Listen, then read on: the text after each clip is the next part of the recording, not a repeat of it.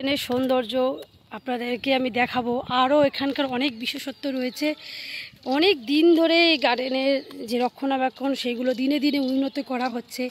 আমরা গত 3 বছর আগেও যখন গেছি তখন কিন্তু এইখানে আরও অনেক রকম যেগুলো পরিষ্কার পরিচ্ছন্ন, তারপর এখানকার ডেভেলপমেন্টের জন্যই কিন্তু এখানের এই টাকাটা বা টিকিটের প্রয়োজনীয়তা দেখা দিয়েছে। আর এখানে যারা আগে আসতাম আমরা তখন কিন্তু টিকিট ছিল না, বিনামূল্যে, এবং সবাই রীতিমতো এখানে মর্নিং ওয়াক ইভিনিং ওয়াক করতো। 10টার পর থেকে এখানে এন্ট্রি ছিল। কিন্তু এখন কিন্তু যেহেতু সব জায়গাকার মতো এই জায়গাটাকেও সৌন্দর্য বৃদ্ধি করতে হবে, সুন্দর করতে হবে, সেই জন্য কিন্তু এইখানে কিন্তু 30 টাকার টিকিট করা হয়েছে। তবে এটা আমার মনে হয় এত একটা এশিয়ার মতো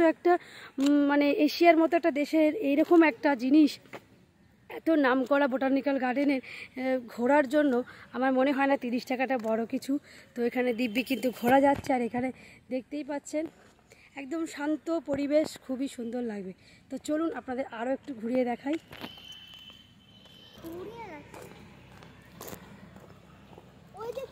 তবে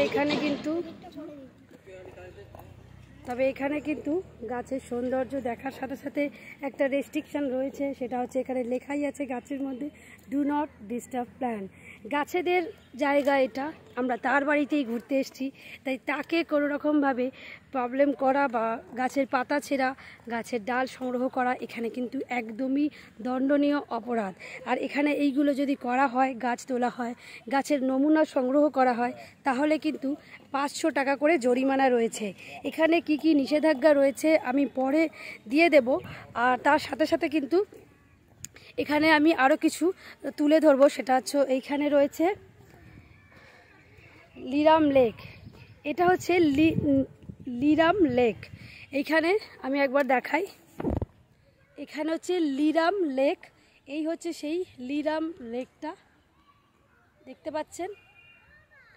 এই লিরাম লেকটা কিন্তু একদমই, এখানে কিন্তু কিছু শালুক ফুল বা ছোটোখাটো যেগুলো পদ্মের আছে, শালুক ফুল আপনারা অনেকেই চেনেন, তারই কিন্তু এখানে ছোট্ট করে কিছু চারা রয়েছে, দেখতে পাচ্ছেন।